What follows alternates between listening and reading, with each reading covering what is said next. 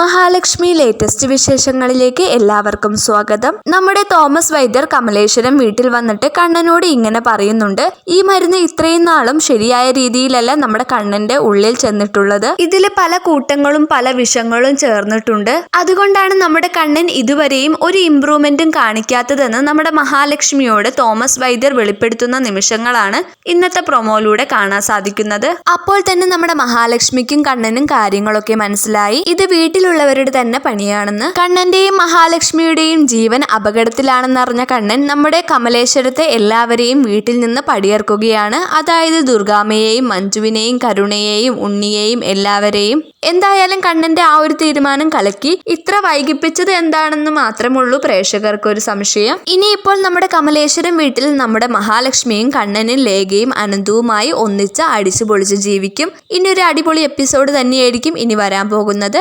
എന്തായാലും നമുക്ക് കാത്തിരുന്ന് തന്നെ കാണാം.